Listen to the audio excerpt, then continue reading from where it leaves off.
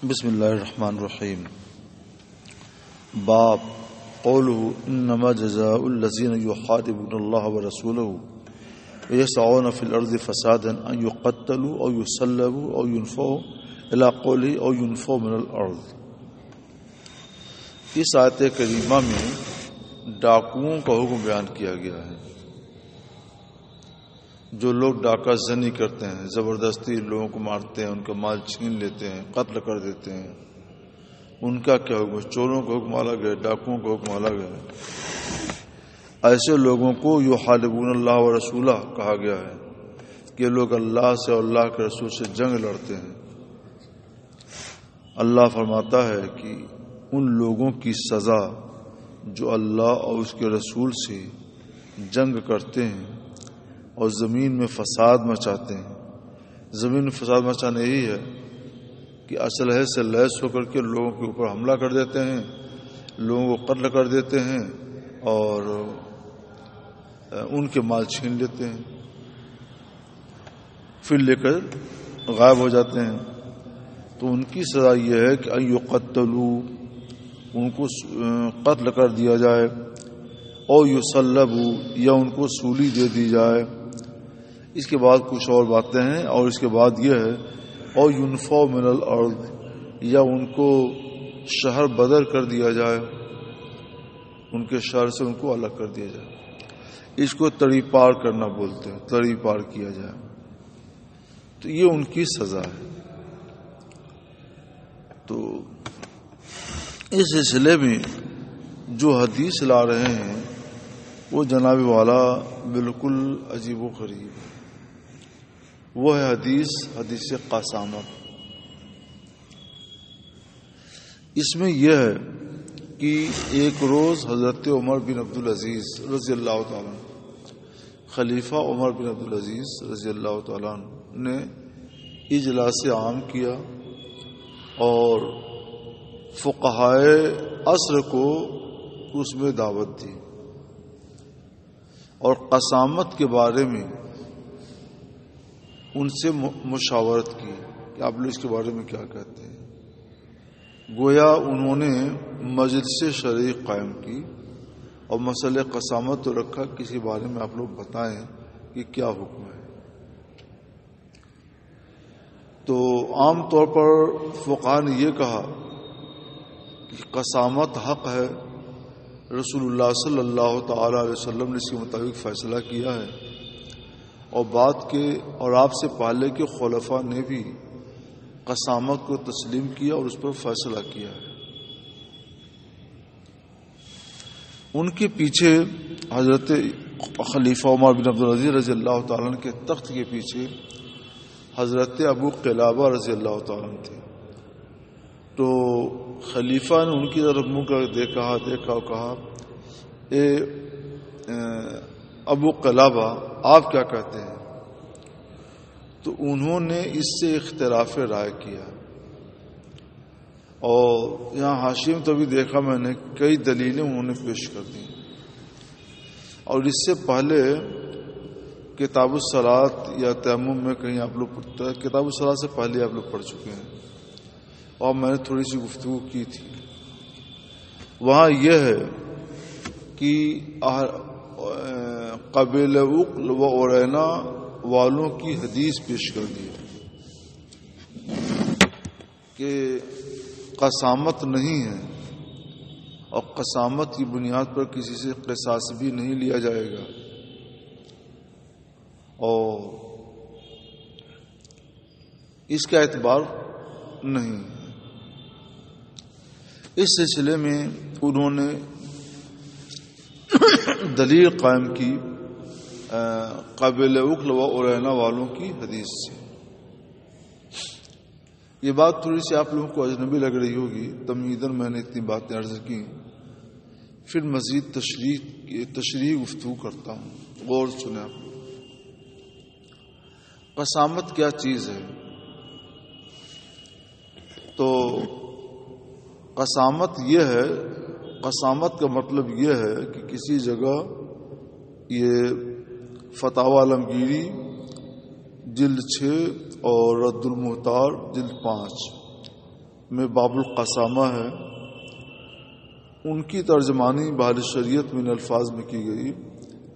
قسامت کا مطلب یہ ہے کہ کسی جگہ مقتول پایا جائے اور قاتل کا پتہ نہ ہو، یہ اس میں خاص بات ہے، مقتول پایا جائے اور قاتل کا پتہ نہ ہو، قاتل کون ہے یہ معلوم نہیں ہے، اور اولیاء مقتول اہل محلہ پر قتل عمد یا قتل خطا کا دعویٰ کریں۔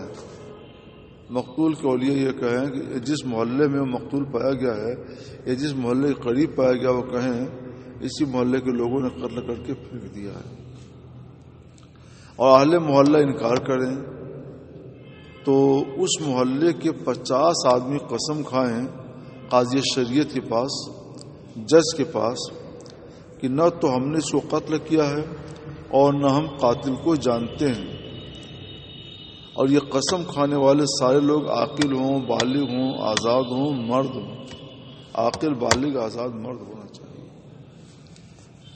اور یہ 50 جو ہے نا منتخب لوگ ہوں گے، جو مقتول کے اولیاء ہیں وہ لوگ منتخب کریں گے کہ فلاں فلاں فلاں فلاں لوگ جو ہے یہ قسم کھائیں، جو ذمہ دار ہوں، نیک ہوں، دیندار ہوں، ورنہ جھوٹے لوگوں کو بلا دیا جائے تو 50 مرتبہ جھوٹ بول رہے ہیں، 100 مرتبہ جھوٹ بول رہے ہیں، تو ان کا اعتبار نہیں ہے۔ اس لیے اولیاء مقتول جن کو کہیں گے کہ ان لوگوں کو کہا جائے قسم کھانے کی، تو قسم کھائیں گے۔ فرض کرو گاؤں چھوٹا ہے، آبادی چھوٹی ہے، وہاں کل 25 ہی ایسے لوگ پائے جاتے ہیں جو منتخب ہو سکتے ہیں، باقی سب غلط سلط لوگ ہیں، چھوٹے گاؤں میں کیسے ہو پائے گا؟ تب تو قسامت نہیں ہو پائے گی۔ قسامت کم سے کم قسامت 50 لوگوں میں ہوتی ہے۔ قسامت مطلب ہے قسم کھانا، قسم کھانا۔ تو 50 لوگوں سے جو قسم کھلائی جاتی ہے اس بارے میں کہ ہمارے ہاں جو مقتول پایا گیا ہے نہ ہم اس کے قاتل کو جانتے ہیں نہ ہم نے قتل کیا ہے، اسی قسم کھانے کو کہا جاتا ہے قسامت۔ باہم 50 آدمیوں کا قسم کھانا ایک مخصوص چیز پر، ایک مخصوص انکار پر قسم کھانا، اس کو قسامت کہا جاتا ہے۔ تو فرض کرو اس گاؤں میں 25 ہی آدمی ہیں، تو اب وہاں پہ قسامت کیسے ہوگی؟ قسامت کے لیے تو 50 آدمی چاہیے۔ یا فرض کر لو 10 ہی آدمی ہیں تو کیا کریں گے وہ؟ تو اس کے بارے میں فقہاء نے لکھا ہے کہ 50 کا عدد تو پورا کیا جائے گا قسموں کی تعداد بڑھا کر۔ 25 ہیں تو ہر سے کہا جائے گا 2 قسم کھاؤ تاکہ 50 قسمیں ہو جائیں، اور اگر 10 ہو تو کہا جائے گا کہ تم لوگ 5 بار یہ قسم کھاؤ تاکہ 50 کا عدد پورا ہو جائے۔ تو 50 کا عدد پورا ہونا ہے۔ مان لو بہت چھوٹی آبادی ہے، دیولی سے بھی چھوٹی آبادی ہے، وہیں پہ مل گیا مقتول، یہ کہتے ہیں کہ اولیاء مقتول کہتے ہیں کہ انہی لوگوں نے قتل کر کے پھینک دیا ہے، وہ کہتے ہیں نہیں، اب 5 گھر کی آبادی ہے، 5 آدمی مل گئے، اب کیا کریں گے؟ تو 5 دہا 50، 10 مرتبہ وہ لوگ قسم کھائیں، ٹھیک ہے نا؟ اچھا، جب قسم کھا لیا ان لوگوں نے تو اب ان کے اوپر یہ حکم یہ ہوگا کہ تم لوگ یہ لوگ جو ہیں اس کا خون بہا دیں گے، اس کا خون بہا دیں گے یہ لوگ، اور قسم کھانے سے انکار یا اعراض کریں گے، نقول جس کو کہتے ہیں نقول کریں گے، تو کیا حکم ہوگا؟ ان کو جیل میں ڈالو، جیل میں ڈالو، جیل میں ڈال دیا جائے گا۔ اور وہ لوگ جیل میں غیر معینہ مدت کے لیے رہیں گے، اس وقت تک رہیں گے جب تک کہ یہ لوگ قسم نہ کھا لیں یا پھر پڑے رہیں، جیل میں پڑے رہیں یا قسم کھائیں دو۔ ہاں بھائی، 50 میں سے کسی ایک انکار کر دیا سمجھ جائیں گے، یا جو انکار کرے گا؟ نہیں، جو وہی جائے گا، جو انکار کریں گے وہی جائے گا، اور باقی لوگ جو قسم کھانے کے لیے تیار ہیں تو وہ رہیں گے۔ جب وہ قسم کھانے سے انکار کر رہا ہے، سچا آدمی ہے، اللہ سے ڈرنے والا انکار کر رہا ہے، تو اس کا مطلب دال میں کچھ کھالا ہے تبھی تو انکار کر رہا ہے نا۔ یا تو قتل کیا ہو یا قاتل کو جانتا ہو، دونوں میں سے کچھ کرنا ہوگا۔ نہیں قتل کیا ہے تو اس کا مطلب قسم نہیں کھا رہا ہے، تو اس کا مطلب کیا ہوا کہ وہ قاتل کو جانتا ہے اور اس کو چھپانا چاہتا ہے، لہٰذا اس کو جیل میں ڈال دیا جائے گا، رہو جیل میں پڑے رہو۔ کتنے دن مدت العمر رہو یا پھر قسم کھاؤ، دو میں سے کرنا پڑے گا. یہ ہے قسامت. قسامت کے لیے 8 شرطیں تھیں پہلے اور اب 7 شرطیں ہیں. وہ 7 شرطیں بار شریعت میں یہ بیان کی گئی ہیں کہ مقتول کے جسم پر زخم یا ضرب کے نشانات یا گلا گھونٹنے کی علامات پائی جائیں یا ایسی جگہ سے خون بہے جہاں سے عادتاً نہیں نکلتا، مثلا آنکھ اور کان وغیرہ. دوسری شرط یہ ہے قاتل کا پتہ نہ ہو، یہ بہت ضروری شرط ہے. تیسری شرط یہ مقتول انسان ہو. چوتھی شرط یہ مقتول کے اولیاء دعویٰ کریں. پانچویں شرط یہ ہے کہ اہل محلہ قتل کا انکار کرے. چھٹی شرط یہ ہے کہ مدعی قسامت کا مطالبہ کرے. اگر وہ قسامت کا مطالبہ نہیں کرتا ہے تو نہیں. اور ساتویں شرط یہ ہے جس جگہ مقتول پایا گیا وہ کسی شخص کی ملکیت ہو یا کسی قبضے میں ہو یا محلے میں پایا جائے یا آبادی کے اتنا قریب پایا جائے کہ وہاں کی آواز بستی میں جا سکے. اجد قسامت حکم بیان کر رہے ہیں. ہمارے نزدیک قسامت حکم کیا ہے؟ یہ اس مسئلے میں اختلاف ہے. قسامت مسئلے میں اختلاف ہے. اس کے اوپر صاحب ہدایہ امام برہان الدین مرقینانی رشدانی رحمۃ اللہ علیہ نے بڑی تفصیلی بحث کی ہے. 4 جلد میں بہت تفصیلی بحث کی ہے. بس 4 جلد تک نہ آپ پہنچ سکتے ہیں نہ وہ پڑھایا جاتا ہے. اس لیے میں تھوڑا سبق روک کر کے تھوڑی کچھ ضروری باتیں آپ لوگوں کو بتا دیتا ہوں. اب وہ مطالعہ میں رہنا چاہیے. کل جو ہے میرے پاس باندی کا سوال آ گیا صاحب، اور کئی طرح سے کئی گوشوں سے سوال ہوا. ایک یونیورسٹی کے دانشور کا سوال تھا. آج ایک زمانے سے باندی کا تصور نہیں ہے، لیکن یہ ہے کہ اسلام میں باندی کی اجازت تو تھی. ہم جس دور میں اجازت تھی اس دور کے لحاظ سے ہم سوال کرتے ہیں یہ کیسے ہو سکتا ہے. ہم نے جواب دیا، وہ مطمئن ہوا، تشریف بخش جواب ہوا ماشاءاللہ. اس میں ہم کو کم سے کم 7-8 منٹ صرف کرنے پڑے. تو معلومات تو رہنے چاہیے. یہ نہیں ہے کہ اب اس کی ضرورت نہیں ہے تو اس کو کیا ہے. یہ ضرورت پڑ سکتی ہے. آپ کو قاضی ہو، قاضی شریعت بنا دیے گئے کبھی، تو اس وقت آپ کو اس کی ضرورت پڑے گی. دیکھو قسامت حکم یہ ہے کہ اگر مقتول کے اولیاء نے قتل عمد کا دعویٰ کیا ہے اور اہل محلہ نے قسم کھائی کہ نہ انہوں نے قتل کیا ہے نہ ان کو قاتل کا علم ہے تو اہل محلہ پر دیت لازم ہوگی. دیت مطلب وہی خوبہ. اور اگر اولیاء مقتول نے قتل خطا کا دعویٰ کیا ہے اور اہل محلہ نے قسم کھا لی تو اہل محلہ کی عاقلہ پر، یعنی جو ان کے اسبا ہوں گے ان پر دیت لازم ہوگی، جس کو وہ لوگ 3 سال میں ادا کریں گے. اور انکار کی صورت میں ان کو قید کیا جائے گا یہاں تک کہ قسم کھائیں.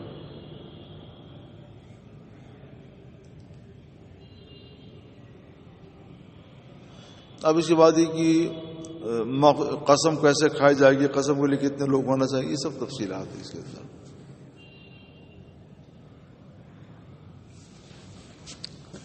یہ اتنا علم رہنا چاہیے آپ کو.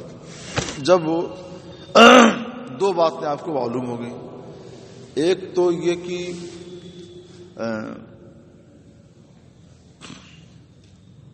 قسامت وہاں ہے جہاں قاتل کا علم نہ ہو، ہے نا.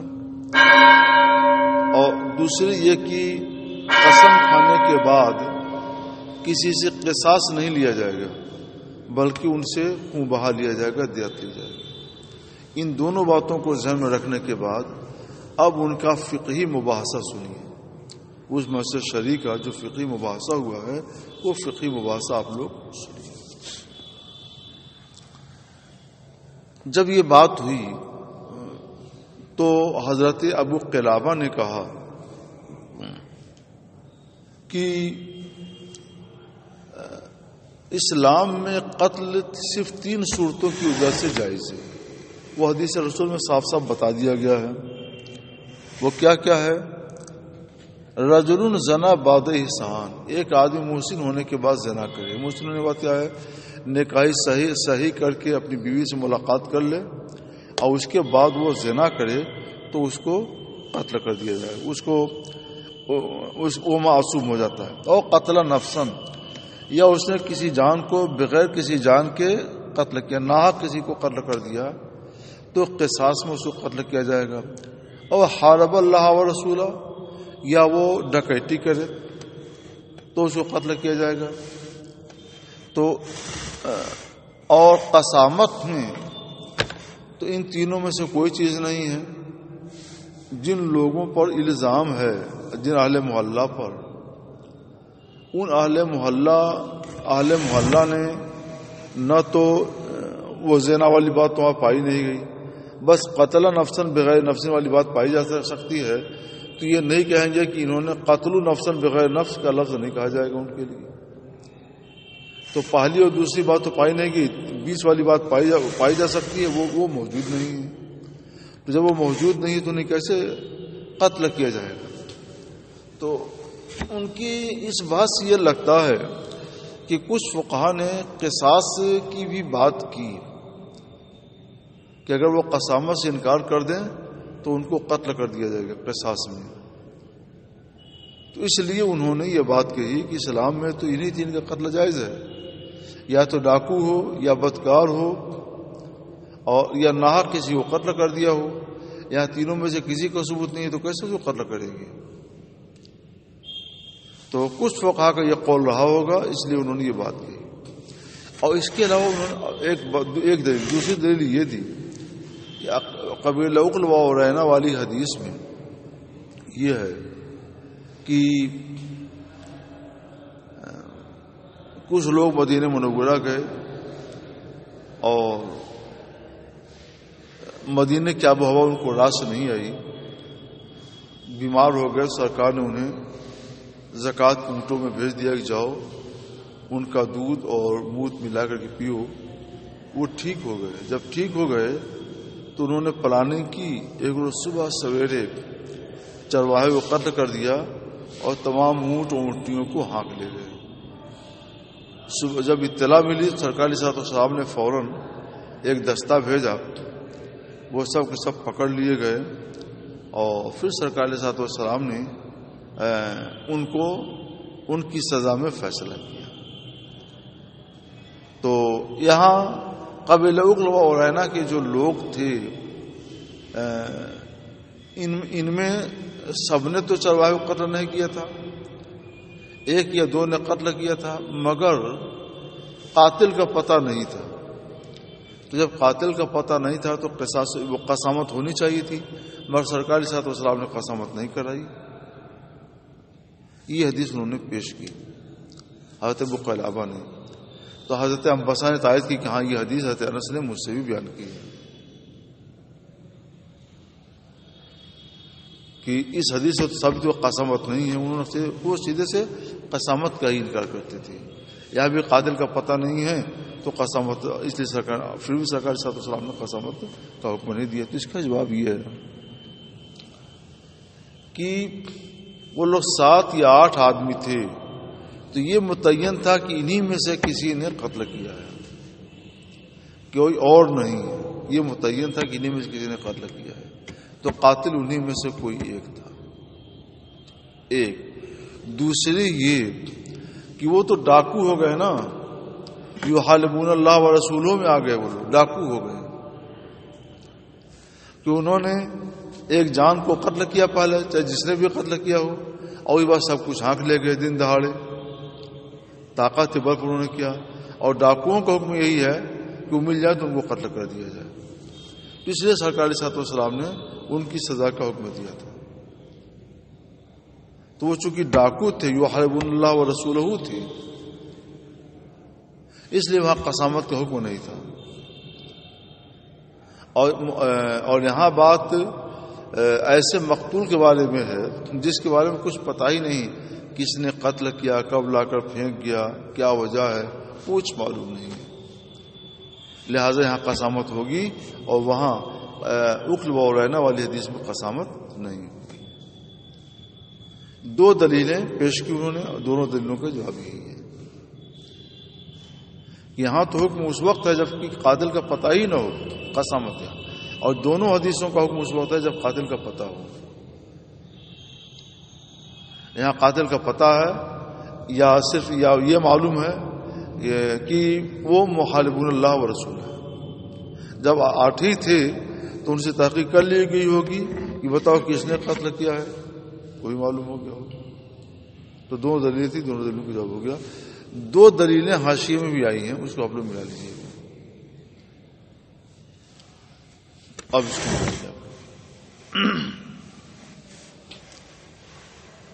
یہاں پر یہ پوری بحث کیوں لا رہے ہیں؟ صرف وہ یحاربون اللہ و رسولہ کی تفسیر کو بتانے کے لیے. ملاؤ حدیث بیان کی مجھ سے سلمان ابو الرجا ابو قلابہ کے آزاد کردہ غلام نے, وہ روایت کرتے ہیں ابو قلابہ سے کہ وہ حضرت عمر خلیفہ عمر بن عبدالعزیز رضی اللہ تعالیٰ عنہ کے پیچھے, تخت کے پیچھے بیٹھے ہوئے تھے. فذکروا وذکروا فقالوا وقالوا, تو ان حضرات نے ذکر کیا قسامت کا اور اس کے حکم کا, اور کچھ نے ذکر کیا وقالوا وقالوا, تو اور کہا یعنی اختلاف رائے کے ساتھ, کہ کچھ نے حدیث قسامت کو ذکر کیا اور اس کا حکم بیان کیا, اور کچھ نے اس کے خلاف ذکر کیا. کچھ قسامت قائل ہوئے اور کچھ اس کے خلاف قائل ہوئے. تو قالوا وقالوا قد قادت بہل خلفاء, قسامت کی وجہ سے خلفاء نے قصاص لیا ہے. تو خلیفہ عمر بن عبدالعزیز ابو قلابہ تک متوجہ ہوئے اور وہ ان کے پیٹھ کے پیچھے تھے. کہا اے عبداللہ بن زید آپ کیا کہتے ہیں؟ یا کہا کہ ابو قلابہ آپ کیا کہتے ہیں؟ تو کہتے ہیں میں نے کہا ما علمت نفسا حل قتلها فی الاسلام الا رجل زنا بعد احسان اور قتل نفس بغیر نفس اور حارب اللہ و رسولہ صلی اللہ تعالی علیہ وسلم.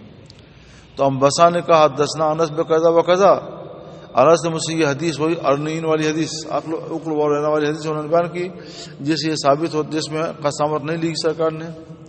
تو میں نے کہا, یہ ابو قلابہ کہتا ہے, میں نے کہا مجھے سے تو حضرت انس نے حدیث بیان کی تھی اور یہ فرمایا کہ پوری حدیث کیوں ہے قدمہ قوم, اب ہم صرف الفاظ پڑھ دیتے ہیں, ترجمہ وغیرہ سب اس سے پہلے 2 مرتبہ حدیث گزر چکی ہے. قدمہ قوم علی النبی صلی اللہ تعالی علیہ وسلم فکلموا فقالوا قد استوخمنا هذه الارض فقال هذه نعم لنا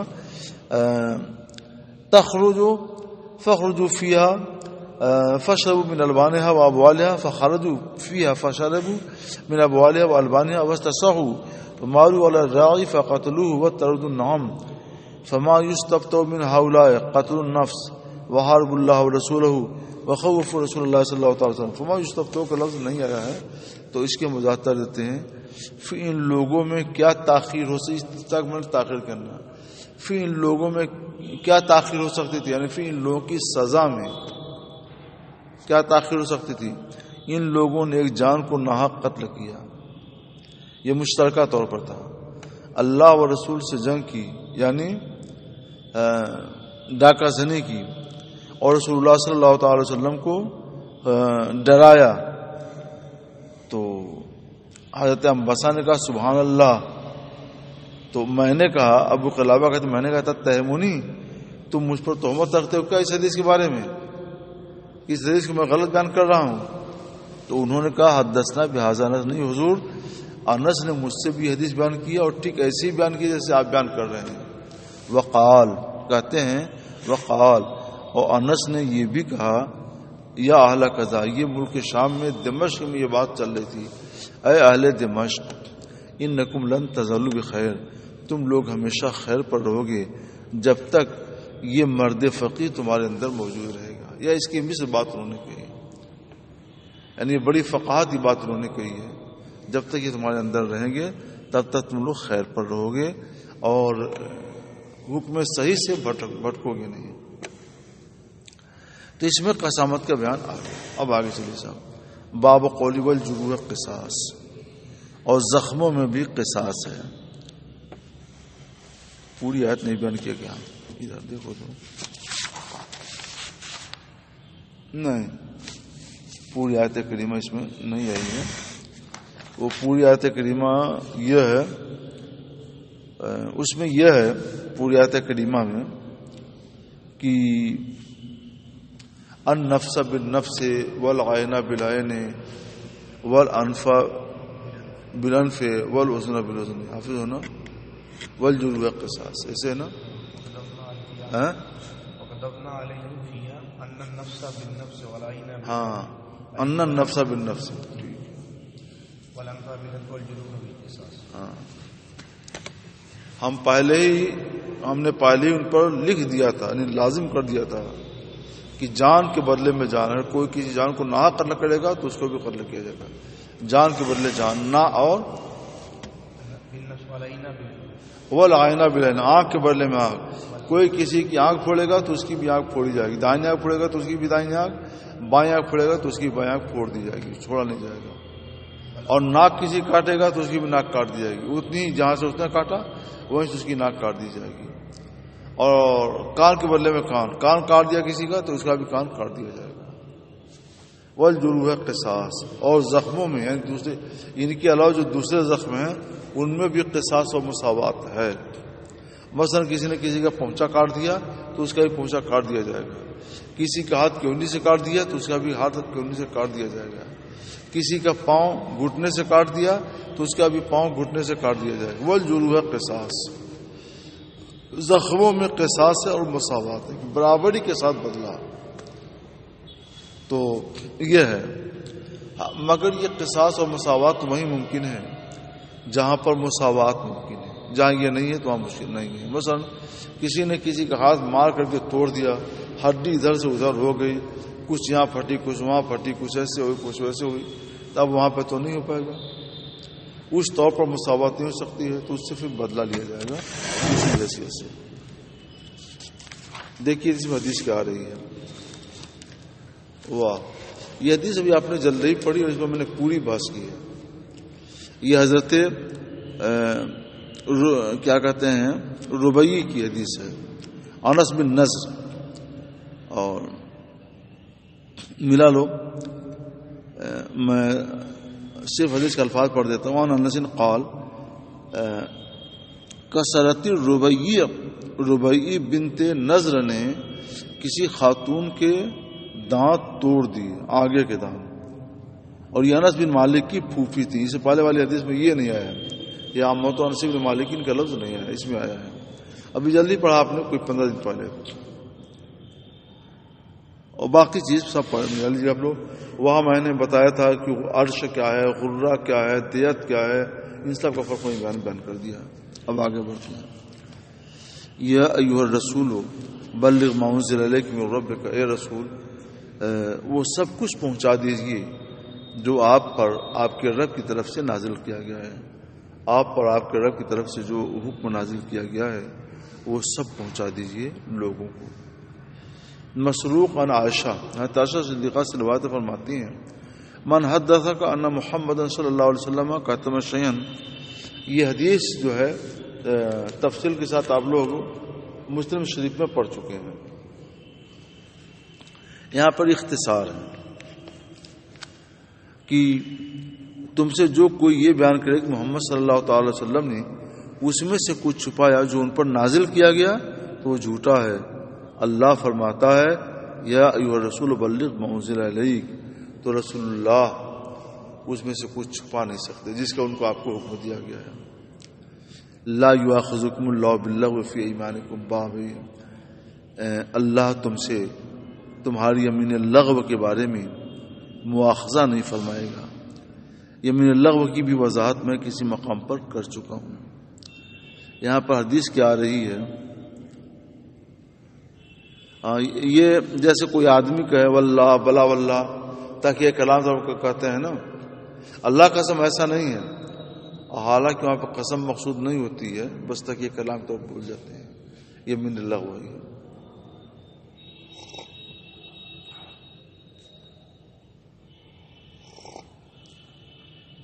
ہم نے پورا بتایا تھا کہ یمین کی 3 قسمیں ہیں، یمین منعقدہ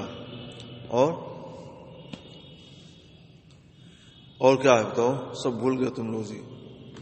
یمین غموس اور یمین لغو، سمجھ گئے نا. بس کسی نے کہا للہ علیہ ان الصوم غدا، للہ علیہ ان اصلی رکعتین یوم الاثنین، اللہ کے لیے میرے اوپر لازم ہے کہ میں دوشنبے کے دن 2 رکعت نماز پڑھوں گا، تو یمین منعقدہ ہے۔ اللہ کی قسم میں فلاں کام فلاں دن کروں گا، یمین منعقدہ ہے۔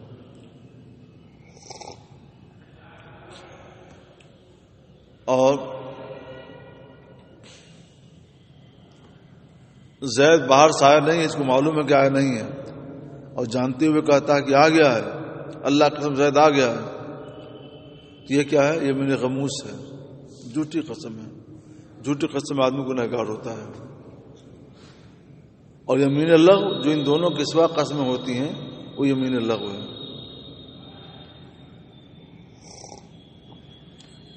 بار شریعت میں 10ویں حصے میں قسم کا بیان ہے، اس کو آپ لوگ پڑھ لیجئے گا۔ اب سب کھول کے نہیں پڑھاؤں گا نا، اس میں ملا لیجیے گا آپ لوگ۔ حضرت عائشہ صدیقہ سے روایت ہے کہ ان اباہا کان لا ینصف یمین، کہ ان کے والد حضرت ابوبکر صدیق رضی اللہ تعالیٰ عنہ قسم میں ہانے سے نہیں ہوتے تھے، قسم کو بھی توڑتے نہیں تھے۔ کبھی کوئی قسم کھا لیے تو وہ قسم نہیں توڑتے تھے، پکی کرتے تھے قسم، یہاں تک کہ اللہ تعالیٰ نے یمین کا کفارہ نازل کر دیا کہ کفارہ یمین یہ ہے کہ کوئی چاہے قسم توڑنا چاہے قسم توڑ کر کے اور یہ کفارہ دے دے۔ تو ابوبکر صدیق نے فرمایا لا ارا یمینا اری غیرہا خیرا منہا، میں کوئی قسم کھاتا ہوں اور اس کے علاوہ کو بہتر سمجھتا ہوں، خیر سمجھتا ہوں، تو لا اری امینا اری غیرہا خیرا منہا الا قبلتو، تو میں اللہ کی اس رخصت کو قبول کر لیتا ہوں۔ یہ اللہ کی چھوٹ ہے، رخصت ہے کہ اس نے یہ اختیار دے دیا ہے کہ جس یمین کو بہتر، جس بات کو بہتر سمجھو اسے قسم توڑ کر اس کو اختیار کر لو اور کفارہ دے دو۔ یہ اللہ کی طرف سے رخصت آئی، اور میں وہی وہ کام کرتا ہوں جو خیر ہے۔ مطلب کسی نے کہا کہ اللہ کی قسم میں فلاں پر اب میں فلاں کو اب نفقہ نہیں دوں گا، فلاں کو وظیفہ دیتا تھا، اب نہیں دوں گا، میں قسم کھا لیا۔ پھر خیال آیا کہ غریب آدمی ہے، نفقہ دیتے تو اچھا تھا، بہتر تو وہی ہے، اب قسم کھا لی تو کیا کریں؟ تو اللہ کی طرف سے حکم آ گیا کہ قسم توڑ دو اور کفارہ قسم دے دو، اور اس کو جو دینا دیتے تھے وہ دیا کرو۔ قسم کفارہ کیا ہے؟ 10 مسکینوں کو کھانا کھلانا، ٹھیک ہے نا، یا کپڑے پہنانا۔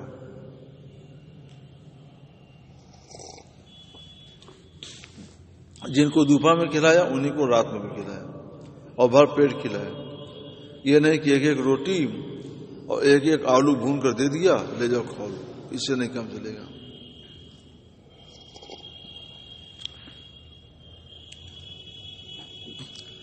باب یا ایھا الذین آمنوا لا تحرموا طیبات ما احل اللہ لکم، اے ایمان والو اللہ نے تمہارے لیے جو پاکیزہ چیزیں حلال کی ہیں انہیں حرام نہ کرو۔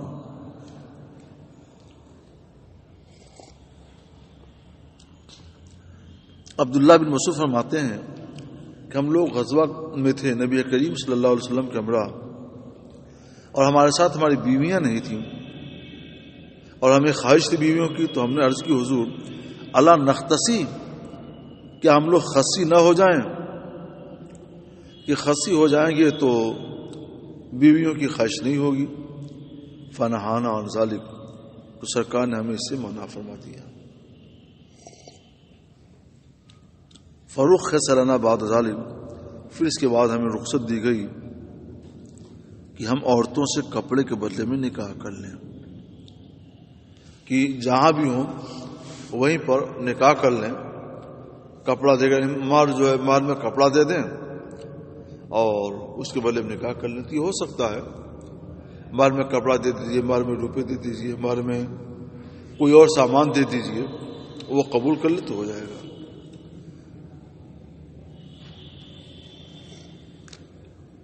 البتہ ہمارے نزدیک کی شرط ہے کہ 10 درہم سے کم کا نہیں ہونا چاہیے، تو اس کا دام جو ہے 10 درہم ہو یا اس سے زیادہ ہو۔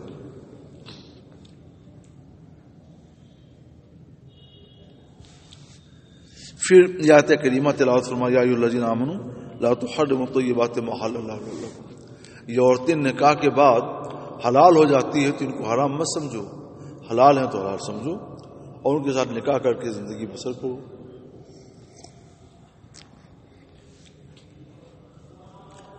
باب انما الخمر والمیسر والانصاب والازلام رجس من عمل الشیطان.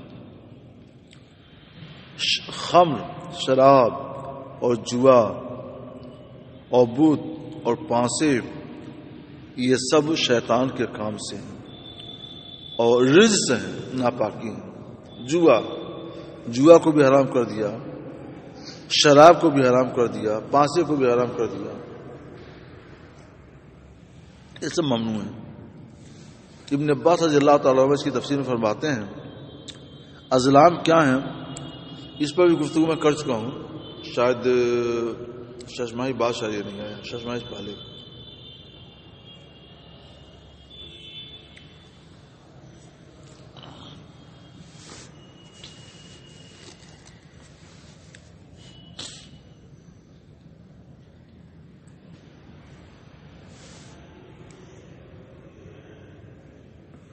ازلام القدا و تیر ہیں، قد کی جمع قدا.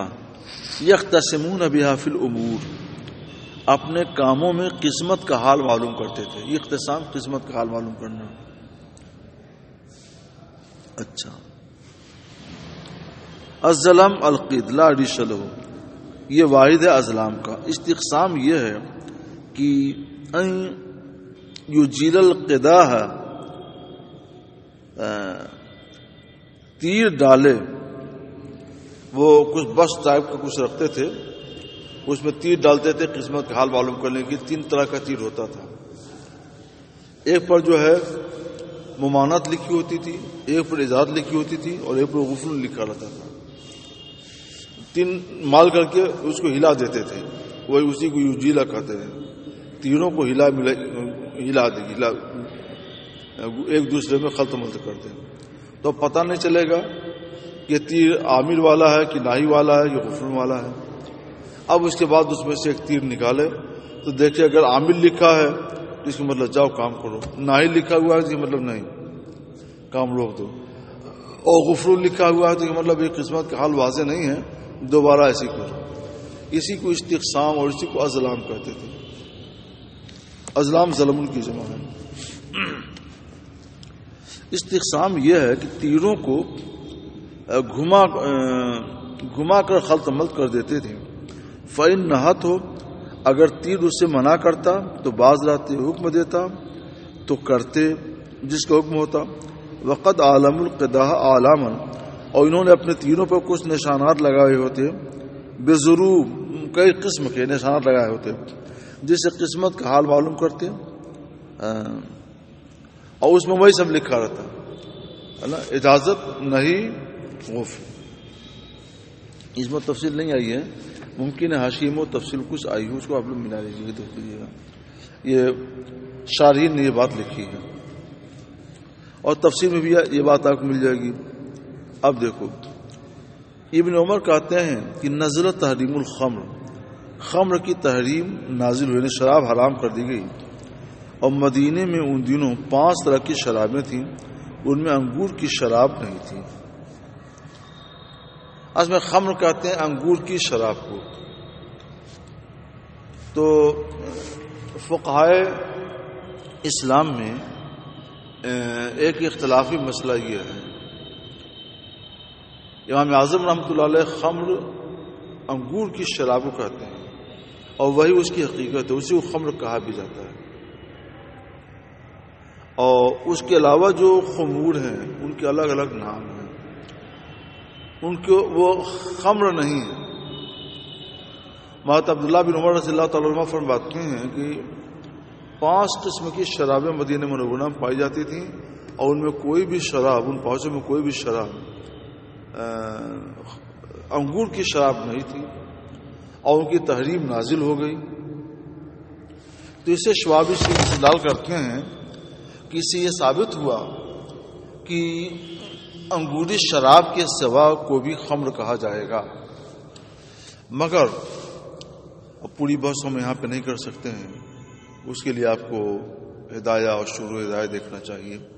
مختصر ہم بتاتے ہیں. امام اعظم رحمۃ اللہ علیہ نے جو بات کہی ہے حقیقت وہی، خمر کا حقیقی مفہوم وہی ہے. اور یہ جو حرمت ہوئی ہے دوسرے شرابوں کی تو حرام وہ بھی ہیں، وہ خمور نہیں ہے، خمر وہ نہیں ہے، لیکن خمر کے حکم میں ہیں، خمر کی طرح سے ہیں، کیونکہ عقل کے اوپر وہ بھی پردہ ڈال دیتی ہے، ان سے بھی نشہ آتا ہے، لہذا وہ بھی حرام ہے. تو حرام خمر بھی ہے اور خمر کے سوا دوسرے شراب میں بھی حرام ہے. اس موضوع پر میرا ایک مقالہ ہے، بہت پہلے میں نے لکھا تھا، 1993 میں لکھا تھا مقالہ. میں نے 1993 میں لکھا تھا. وہ کس میں چھپا ہے؟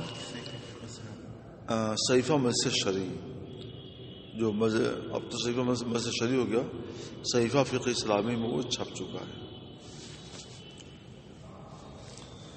تو اس کا کیا نام ہے؟ الکحل آمیز دواؤں کا استعمال، جو اس کا عنوان ہے. اس میں خمر اور غیر خمر شرابوں کے احکام اور فرق احکام یہ سب بیان کیے گئے ہیں. اب تفصیل کے لیے آپ لوگ اس کا مطالعہ کر لیجیے. کم سے کم یہ جو کتابیں چھپتی ہیں نا، ان کو آپ لوگوں کو دیکھنا چاہیے.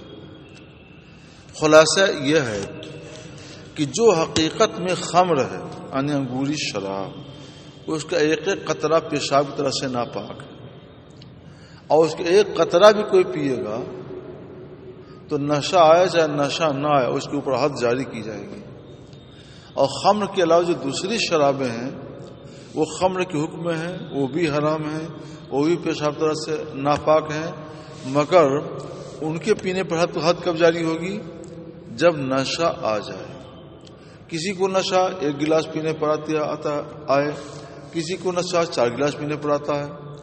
تو جتنے پر نشہ آ جائے اتنے پر اس کے اوپر حد جاری کی جائے گی. اور انگوری شراب جو ہے اس میں نئے دیکھیں گے کہ اسکرا عملہ ابلم یسکر، نشہ آیا کہ نہیں آیا. بہرحال جب ثابت ہو جائے گا کہ اس نے خمر پیا ہے تو اس کے اوپر حد جاری کر دی جائے گی. یہ فرق ہے دونوں میں. تو کیونکہ خمر انگوری شراب پر خمر کا اطلاق حقیقتاً ہوتا ہے اور بقیہ شرابوں پر خمر کا اطلاق مجازاً ہوتا ہے، تو مجاز اور حقیقت کی یہ فرق وہاں بھی ملحوظ رہے گا. جہاں حقیقتاً خمر ہے وہاں ایک قطرہ پینے پر بھی حد جاری ہوگی، اسکر اور لم یسکر، نشہ لائے یا نشہ نہ لائے. اور جو مجازاً خمر ہے وہاں پر وہ بھی اس کا بھی پینا حرام ہے، مگر حد وہاں پر اس وقت جاری ہوگی جب نشہ لائے، ایزا اسکر، جب نشہ لائے. اور معلوم یسکر، جب تک نشہ نہ لائے اس وقت تک حد تو نہیں جاری کی جائے گی، مگر وہ فاسق قرار پائے گا، گنہگار ہوگا، یہ مانا جائے گا کہ اس نے ناپاک چیز پی. یہ سب کہا جائے گا. تو فرق احکام ہے ان دونوں کے. یہ فرق احکام آپ ہدایہ کے بجائے چاہیں تو میرے مقالے سمجھ سکتے ہیں، اس میں آپ کو آسانی ہو جائے گی. خمر کے علاوہ جو دوسری شرابیں ہیں ان کا کیا نام ہے، وہ سارے نام بھی اس کے اندر بتا دیے گئے ہیں، سب کی تفصیل بتا دی گئی ہے. یہ میں اس لیے کہا کہ اس حدیث سے شفاف نے استدلال کیا ہے. سب کا حکم وہیں سے معلوم ہو جائے گا. یہ حدیث جو ہے نا، جو آ رہی ہے حدیث ہے جو پڑھی آپ نے، اسے شفاف نے استدلال کیا ہے، اس کا جواب میں نے دے دیا. اب چلیے ہم نے چاہا تھا کہ اس موضوع پر ایک تفصیلی مقالہ لکھ دیں، لیکن وقت نے ساتھ نہیں دیا اور مصروفیات بڑھتی نہیں، کام نہیں ہو سکا. خلاصہ اس کا یہی ہے. چلیے اب دوسرا درس میں دیکھیے. انس بن مالک کہتے ہیں ما کان لنا خمر، ہمارے پاس فضیخ کے علاوہ اور کوئی شراب نہ تھی. اور یہ وہی شراب فضیخ ہے، یہ شراب کی ایک قسم ہے، یہ وہی شراب ہے جس کو تم لوگ فضیخ کہتے ہو. فإنی لقائم، میں کھڑا شراب پلا رہا تھا ابو طلحہ کو اور فلاں کو اور فلاں کو. اتنے میں ایک آدمی آیا اور کہنے لگا حل بلغکم الخبر، کیا تمہیں خبر پہنچی؟ قالوا ماذا، کیا خبر ہے؟ تو اس نے کہا حرمت الخمر، شراب حرام کر دی گئی. تو قالوا احرق، تو سب بولے مجھ سے یعنی حضرت انس بن مالک کہتے ہیں لوگ سب مجھ سے کہنے لگے عارق شراب عارق حاضل قلال، یہ مٹکے بہا دو، یعنی ان مٹکوں کی شراب بہا دو۔ اے انس کہتے ہیں فما سالو عنہا، ان میں سے کسی نے بھی شراب کے بارے میں نہ پوچھا اور نہ ہی سرکار سے مراجعت کی اس آدمی کی خبر کے بعد کہ سرکار خمر سے آپ کی کیا مراد ہے، چونکہ اس پر بھی خمر کا اطلاق ہوتا تھا۔ یہ الگ بات ہے کہ وہ اطلاق مجازی تھا، اس لیے سب نے اس کا مطلب وہی سمجھا، اور اس کو سمجھنے کے لیے کوئی ضرورت نہیں تھی، کیونکہ مجمل ہوتا تو سمجھنے کی ضرورت تھی۔ وہ مجمل تو نہیں ہے، مجاز جو ہی مجمل نہیں ہوا کرتا ہے، وہ مبین ہوا کرتا ہے۔ تو چونکہ مجمل نہیں تھا، مجمل ہوتا تو بیان لینے کی ضرورت تھی۔ امام بخاری رحمۃ اللہ علیہ اس میں امام اعظم کا رد کر رہے ہیں کہ اگر یہ بات ہوتی کہ اس وہ خبر نہیں ہوتا تو لوگ جا کر پوچھتے نا کہ حضور ہمارے پاس تو فضیخ ہے، تو ہم اس کو بہائیں کہ نہ بہائیں، حرام ہے کہ نہیں ہے، نہیں، کسی نے پوچھا نہیں۔ اگر مجمل ہو تب نہ پوچھیں گے، یہ تو مجازن خمر اس کو بھی کہتے ہی تھے، خمر کے اطلاق اس پر بھی ہوتا ہی تھا، لیکن ساتھ ہی ساتھ اس کو فضیخ بھی کہتے تھے۔ اس کو فضیخ کہنا اس بات کی دلیل ہے کہ اصل حقیقت خمر نہیں وہ، مگر فضیخ پر بھی خمر کا اطلاق ہوتا تھا مجازن، اور حقیقتاً اس پر فضیخ کا اطلاق ہوتا تھا، فضیخ کہتے تھے۔ اور جو انگوری شراب ہے اس پر خمر ہی کا اطلاق ہوتا ہے، خمر کے علاوہ فضیخ کا یا کسی لفظ کا اطلاق اس کے اوپر نہیں ہوتا ہے۔ جن چیزوں کا جو چیزیں مجازن عرف عام میں سمجھی جاتی ہیں تو ان میں تشریح کی ضرورت نہیں ہوتی قائل کی طرف سے۔ مثلا کوئی کہتا ہے کیا کہ کہا جاؤ سر مڑا لو، تو پوچھنے جائے گا سر مڑانے کہ گلا سے سر یہاں سے کٹوائیں کہ یہاں سے کٹوائیں کہ صرف کھال چھلوا دیں؟ سب سمجھتے ہیں سر مڑانے سے مراد سر کٹانا نہیں ہے بلکہ سر کے بال مڑانا ہے، تو کوئی پوچھنے نہیں جائے گا۔ یہاں پر مجاز متعین ہے، جب مجاز متعین ہوتا ہے تو وہاں کچھ پوچھنے کی ضرورت نہیں ہوتی، وہ مجمل نہیں ہوتا ہے۔ مجمل ہو تو پوچھا جائے، جہاں مجاز متعین ہے تو وہاں پھر وہی معنی مرا لیا جائے گا، اور اس میں مراجعت کی تشریح طلب تشریح کی کوئی ضرورت نہیں ہوتی۔ اس طرح سے بہت سے مجازات ہیں جو ہماری زبان میں، عربی زبان میں، فارسی زبان میں رائج ہیں، اور ان کے مطلب سب لوگ سمجھتے ہیں، اور ان کے لیے تشریح کوئی ضرورت نہیں ہوتی ہے۔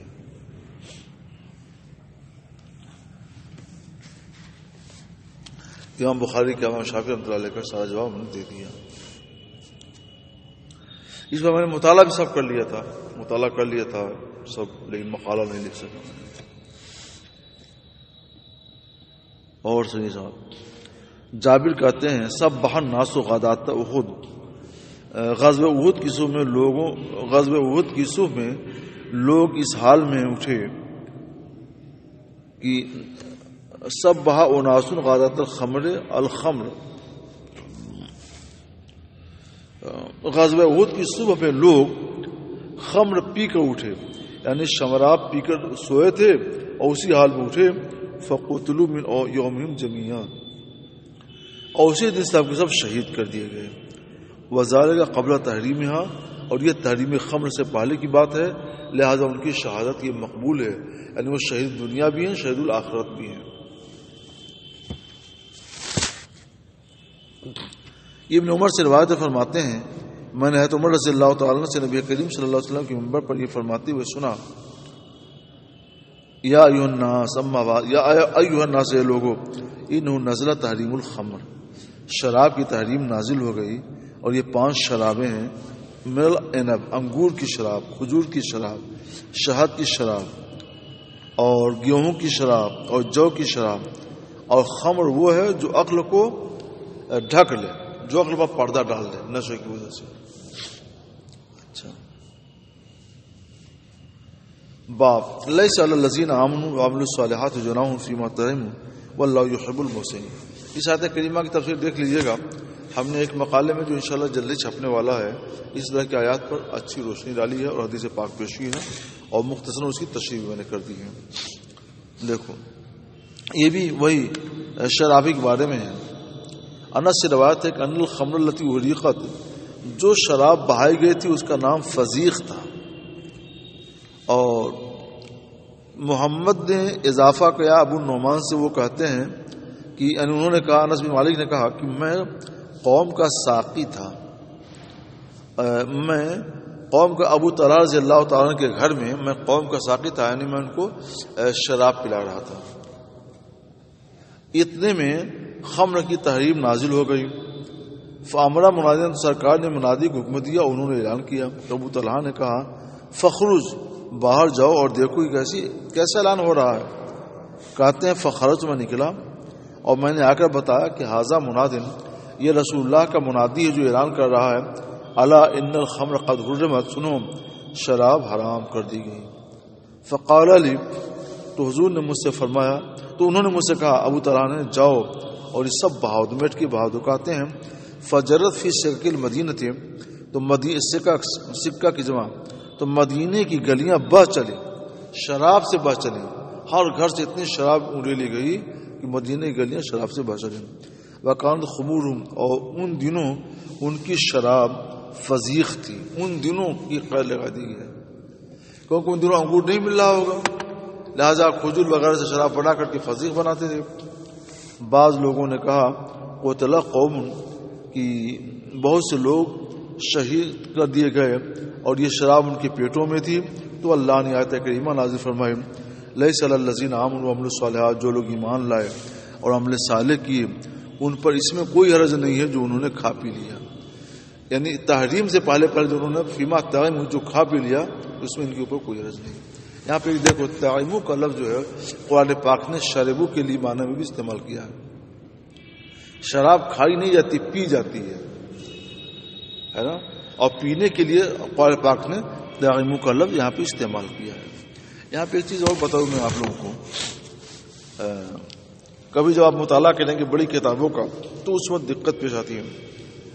فوات الربود میں نے پڑھا، شرح مسلم ثبوت میں بحر العلوم نے لکھا کہ وردہ فی الخبر الصحیح یا وردہ فی البخاری حرمت الخمر، تو میں نے اسے تلاش کیا، اس زمانے کی بات ہے، 1993 کی بات ہے، اس میں 93 کی بات ہے کہ جو اس کا باب ہے کتاب الاشربہ میں، تو یہ ملا ہی نہیں۔